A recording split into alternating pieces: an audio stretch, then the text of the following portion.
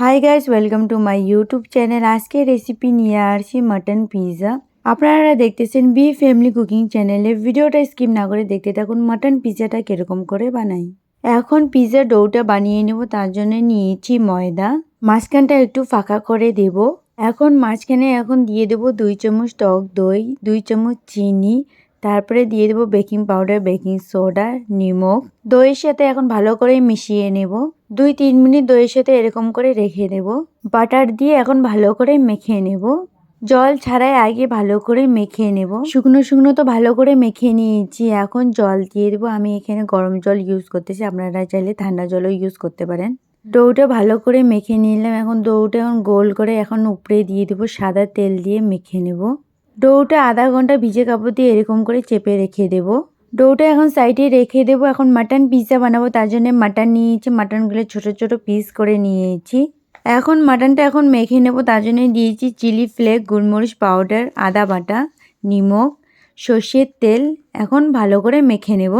মাটনটা ফ্রাই করে নেব। এখন কড়াই বসিয়ে দিয়েছি। এখন সর্ষের তেল দিয়ে দেব। তেল গরম হয়ে গেছে। যেটা মাটন মেখে নিয়েছিলাম এখন দিয়ে দেব। লো ফ্লেমে 10-15 মিনিট মাটনটা ভেজে নেব। মাটন পিৎজা খাইতে সত্যি খুব দারুণ হয়েছে। আপনারা অবশ্যই বাড়িতে একবার ট্রাই করে দেখবেন। যদি ভালো লাগে অবশ্যই কমেন্ট সেকশনে জানাবেন। মাটনটা ভালো করে ফ্রাই করে নিয়েছি। এখন নামিয়ে নেব। আধা ঘন্টা পরে ফিরে আসলাম। এখন ডোটা আরেকবার ভালো করে মেখে নেব। লেচিটা কেটে নিয়েছি। এখন ডো বেলার জন্য ময়দা ছড়িয়ে দেব। ডোয়ের উপরে অল্প একটু ময়দা দিয়ে ভালো করে মেখে নেব। ডোটা হাত দিয়ে এরকম ভাবে স্প্রেড করে দিবেন। এখন গোল করে ভালো করে বেলে নেব। যে পাত্রে পিৎজাটা বেক করব ওই পাত্রে সাদা তেল মেখে নেব। পিৎজার ডোটা বেলে নিয়েছি। এখন পাত্রে রেখে দেব।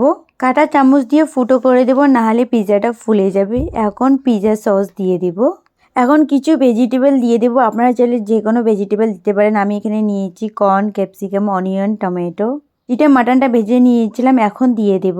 কর্ন দিয়ে চিজটা গ্রেট করে দিয়ে দেব।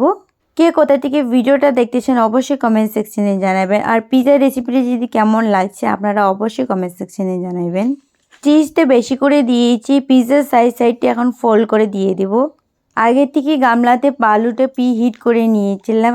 পিৎজা থালিটা সাবধানে থালিটা বসিয়ে দিব। ঢাকনা দিয়ে পিৎজাটা বেক করে নেব। লো ফ্লেমে পিৎজাটা ভালো করে বেক করে নেব। হয়ে গেছে, এখন নামিয়ে নেব। পিৎজাটা ঠান্ডা করে কেটে নিয়েছি। পিৎজাটা টেস্ট করে দেখব কেমন হয়েছে। খাইতে দারুণ হয়েছে। আপনারা অবশ্যই একবার ট্রাই করতে পারেন বাড়িতে। মাটন পিৎজা রেসিপি হয়ে গেছে। রেসিপিটি যদি ভালো লাগে অবশ্যই বাড়িতে একবার ট্রাই করতে পারেন। লাইক করবেন, শেয়ার করবেন, কমেন্ট করবেন, সাবস্ক্রাইব করবেন। ভিডিওটা দেখার জন্য ধন্যবাদ।